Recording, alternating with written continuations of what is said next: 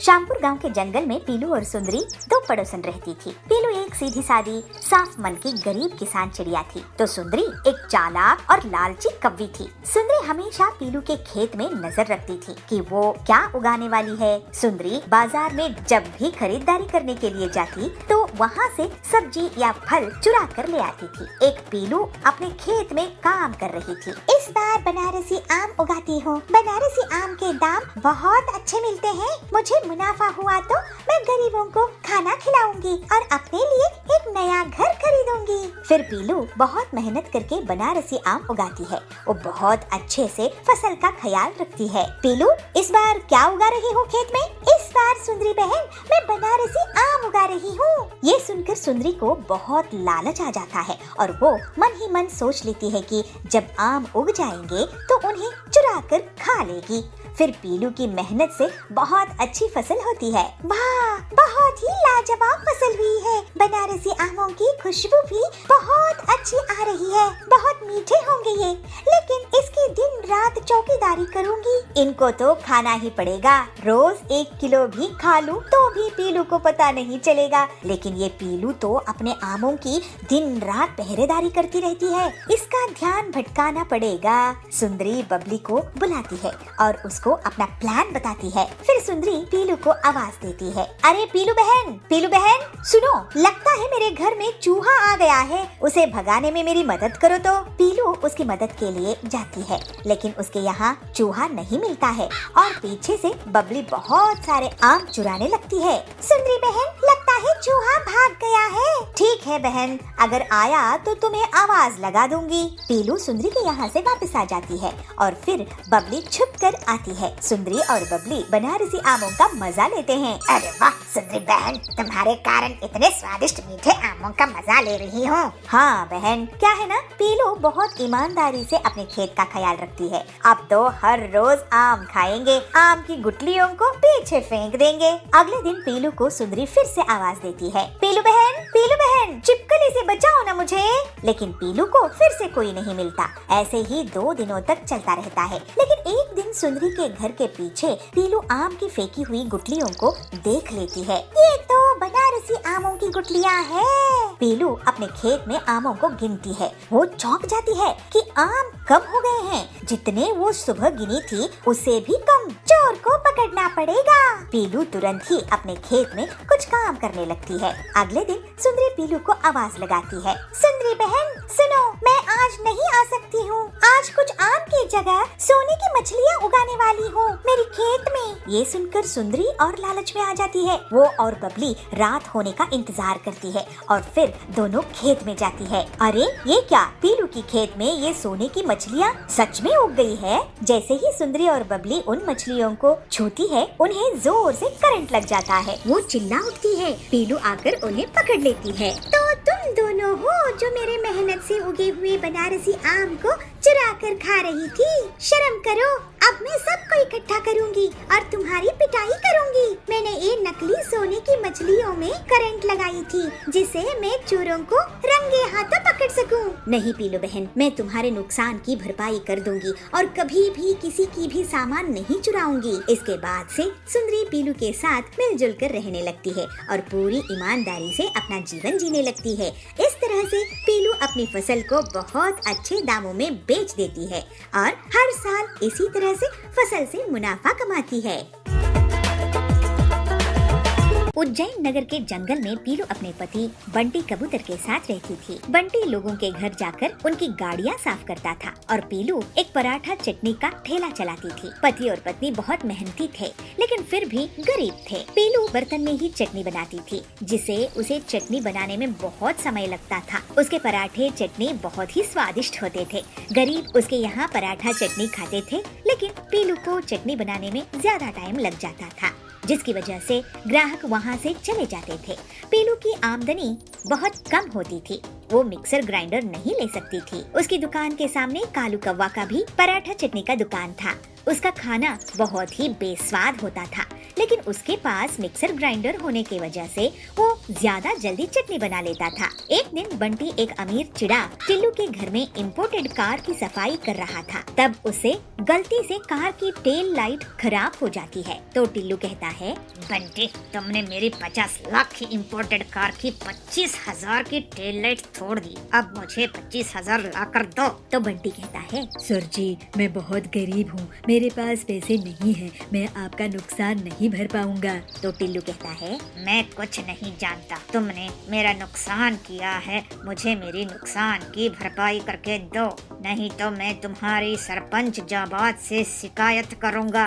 वो तुम्हें जंगल से निकाल देंगे। दुखी होकर बंटी अपने घर आता है और पूरी बात पीलू से कहता है। तो पीलू कहती है, ये तो बहुत बड़ी मुसीबत आ गई है, इतने पैसे हम कहाँ से लेकर आएंगे? बड़ी मुश्किल से तो मेरी दुकान चलती है, इतनी तकलीफ से घर का खर्च निकलता है, किराया भरना भी मुश्किल हो जाता है, हर दिन जैसे तैसे निकालना पड़ रहा है और नुकसान की भरपाई करना कितनी बड़ी मुसीबत है। मुझे तो बहुत डर लग रहा है, जाबाज जी तक बात पहुंच गई तो हमें तो ये जंगल छोड़ना पड़ेगा।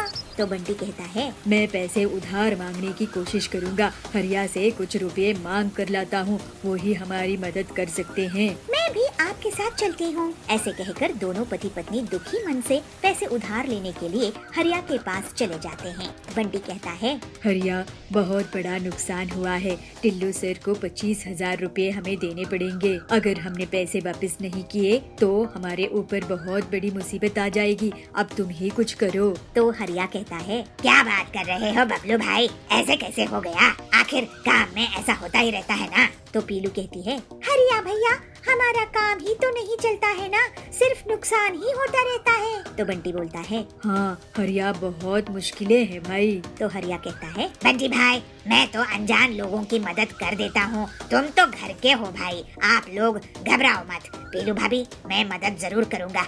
वैसे पीलू भाभी, आपका पराठा चटनी का काम कैसे चल रहा है? तो पीलू कहती है, मेरे पास मिक्सर ग्राइंडर नहीं है भैया, कालू के पास है, तो वो बहुत ज्यादा जल्दी चटनी बना लेता है और मैं अकेले इतना काम नहीं कर पाती हूँ, इसी वजह से कम आमदनी होती है और इतने पैसे नहीं है कि मिक्सर ग्राइंडर खरीद सकूँ। तो हरिया कहता है, भाभी, मैं तो मैकेनिक हूँ, मैं आपके लिए मिक्सर ग्राइंडर की मशीन तैयार कर दूंगा, जिससे आपका बहुत मुनाफा होगा। हाँ, वो मशीन बांस की होगी तो आपके लिए बढ़िया रहेगा। वाह हरिया भाई, अगर तुम हमें बांस की मिक्सर ग्राइंडर बनाकर दे दोगे तो हमारी मुसीबत ही हल हो जाएगी। आखिर गरीबों के पास भी तो मिक्सर ग्राइंडर होने चाहिए ना। फिर अगले ही दिन हरिया पीलू के लिए बांस का मिक्सर ग्राइंडर मशीन बनाकर तैयार कर देता है और बंटी को थोड़े पैसे भी दे देता है। बंटी टिल्लू का आधा नुकसान चुका देता है। फिर बंटी और पीलू दोनों मिलजुल कर पराठा चटनी बनाने लगते हैं। तो उनकी दुकान में बबली आती है। अरे वाह पीलू, तुम्हारे हाथ के पराठे चटनी का मजा ही कुछ और है। हाँ, ऐसा नायाब बांस का मिक्सर ग्राइंडर तो मैंने पहले कभी नहीं देखा। तो पीलू कहती है, बबली मैडम जी, आपकी तारीफ का शुक्रिया। मैडम, आप अपने ऑफिस में मेरी दुकान के बारे में सबको बताइएगा। क्या मैं आपको 50% डिस्काउंट दे दूंगी इसके बदले में? अब मैं बांस के मिक्सर ग्राइंडर से और तेजी से काम कर सकती हूँ। तो कालू कहता है, अरे बबली मैडम, आप तो मेरी दुकान में खाती थी, अब पीलू की दुकान में चली गई। तो बबली कहती है, माफ करना कालू भाई, तुम्हारा खाना बहुत बेस्वाद होता है, मजबूरी में तुम्हारे यहाँ आना पड़ता था, अब तुम कोई और काम शुरू कर लो। तो कालू कहता है, हे भगवान, सही में मेरा बेस्वाद खाना कोई नहीं खाएगा। मुझे पता था कि मैं एकदम गंदा खाना बनाता हूँ, लेकिन अब तो पीलू के पास बांस का मिक्सर ग्राइंडर है, मैं कुछ और काम शुरू कर देता हूँ। पीलू की समझदारी के कारण उसकी दुकान और तेजी से चलने लगती है। अब तो लोगों की खाने के लिए भीड़ लग जाती है। बंटी टिल्लू का उधार चुका देता है। ऐसे ही एक दिन, हरिया भाई, मैं तो कहता हूँ कि हम दोनों बांस की मिक्सर ग्राइंडर बनाकर बेचना शुरू कर देते हैं, गरीब बहुत खरीदेंगे। आइडिया अच्छा है। फिर हरिया और बंटी बांस के मिक्सर ग्राइंडर बनाने लगते हैं और उन्हें कम दामों में बेचने लगते हैं। लेकिन पूरे जंगल में पीलू के जैसी चटनी कोई नहीं बना सकता था। उसके बाद से हरिया, बंटी और पीलू की अपने अपने काम से बहुत अच्छी कमाई होने लगती है। आसानी नगर के जंगल में पीलू अपनी एक छोटी सी जलेबी की दुकान चलाती थी। उसकी बूढ़ी माँ बबली उसी के साथ रहती थी। पीलू दुर्गा देवी की बहुत बड़ी भक्त थी और नियम से उनकी आरती पूजा किया करती थी। उनके पूजा करने के बाद ही वो पानी पीती थी और भोग का प्रसाद खाती थी। बबली चिड़िया मंदिर के बाहर गरीब लोगों को जलेबी देती थी। कालू की भी पीलू की दुकान के सामने जलेबी की दुकान थी और वो पीलू से बहुत जलता था। इस पिद्दी चिड़िया की दुकान बंद करवानी पड़ेगी। एक दिन पीलू की दुकान में भीड़ लगी रहती है। ये देखकर कालू सोच में पड़ जाता है। आज क्या बात है, इस पीलू की दुकान में भीड़ क्यों है? सारे गरीब उसी के यहाँ पहुँच गए हैं क्या? टिल्ली चिड़िया बोलती है, बहन पीलू, तुम खुद एक दुर्गा देवी की भक्त हो। तुम्हारे यहाँ और तुम्हारी जलेबियाँ भी बहुत स्वादिष्ट होती हैं। माता रानी की पूजा के लिए ही हम सब तुमसे जलेबियाँ लेने आए हैं। तो पीलू कहती है, वाह बहन, ये तो माँ दुर्गा देवी का आशीर्वाद है और तुम्हारा बड़प्पन। मैं तुम्हें बहुत ही स्वादिष्ट जलेबियाँ दूंगी। इसकी दुकान बंद करवाना होगा। अपनी बदमाश बहनों के साथ एक प्लानिंग करता है और अपनी बहनों को पीलू की जलेबी की दुकान में खाने के लिए भेजता है। जब कालू की बहनें जलेबी खाती है तो अपना पेट पकड़कर गिर जाती है और जोर जोर से हल्ला करने लगती है। पीलू डर जाती है। तुरंत ही कालू वहाँ आता है। पीलू, मुझे पता था कि तुम जलेबी में कुछ मिलाती हो। ये देखो इनकी हालत। एक गरीब औरतें तुम्हारे यहाँ जलेबी खाने ही आई थी। आप इनको हॉस्पिटल लेकर जाना होगा। उसका खर्चा तुम उठाओगी। अब से तुम्हारी मिलावटी जलेबी कोई भी नहीं खाएगा। इस तरह से पीलू की दुकान में अब कोई नहीं जाता है। तो बबली कहती है, बेटी, ये तो बहुत अन्याय है। तुझे कालू ने झूठ से फंसाया है। ऐसे नहीं चलेगा। तू कुछ नया काम शुरू कर दे। उस कालू की वजह से हमारा घर का खर्चा भी नहीं निकल रहा है। माँ, मैं क्या करूँ? कालू ने मुझे ऐसा बदनाम किया है कि अब कोई मुझे काम नहीं दे रहा है। सब मुझे बुरा बुरा कहते हैं। तो बबली कहती है, देख बेटी, माँ दुर्गा देवी हमारी रक्षक है। वो तेरी बदनामी नहीं होने देंगी। देखना, एक ना एक दिन तुझे इंसाफ मिलेगा। हाँ माँ, तुम ठीक कह रही हो। माता रानी सब ठीक कर देंगी। पीलू घर से बाहर जाती है। उसे एक बूढ़ी औरत मिलती है। वो हर रोज मंदिर के बाहर मिलती थी और पीलू उसे जलेबी दिया करती थी। वो बूढ़ी औरत कालू के सामने हाथ फैलाकर खड़ी हो जाती है। ये बूढ़ी, चल जा मेरी दुकान से। मैं यहाँ पर मुफ्त में कुछ नहीं दूंगा। ऐसा कहकर कालू उसे भगाने लगा। अरे कालू, तुम इस बूढ़ी को दे नहीं सकते तो तुम्हारी दुकान का क्या मतलब? यहाँ आओ माई, मेरे पास एक रूखी रोटी है। मैं तुम्हें वही दे सकती हूँ। माँ दुर्गा जी का आशीर्वाद समझकर खा लेना। पीलू अपने घर से एक रोटी लाती है और बूढ़ी को दे देती है।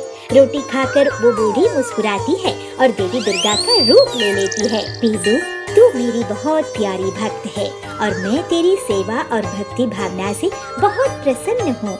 अब तू कभी गरीब नहीं रहेगी। ये ले जादुई जलेबी और इसे अपने घर के आंगन में लगा देना। ऐसा कहकर देवी अंतर्ध्यान हो जाती है। पीलू कहती है, माँ, ये जलेबी माता रानी ने मुझे दर्शन देकर दी है। अब हमारी मुसीबतें हमेशा के लिए दूर हो जाएंगी।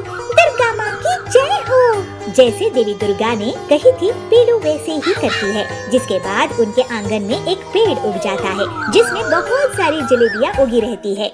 फिर पीलू जलेबियों को बेचना शुरू कर देती है। जलेबियाँ ले लो, जलेबियाँ, चमत्कारी पेड़ के जलेबियाँ। पीलू के आंगन में जलेबी का पेड़ देखकर लोग आश्चर्य में पड़ जाते हैं और उसकी दुकान में भीड़ लगनी शुरू हो जाती है। फिर कालू की दुकान हमेशा के लिए बंद हो जाती है क्योंकि अब लोग समझ चुके थे कि कालू असल में चालाक और बदमाश है। उसे जंगल छोड़कर भागना पड़ जाता है। इस तरह से ईमानदारी से काम करते हुए और देवी दुर्गा की पूरे दिल से भक्ति करते हुए पीलू तरक्की करती है और वो और उसकी माँ बबली हंसी खुशी रहने लगते हैं।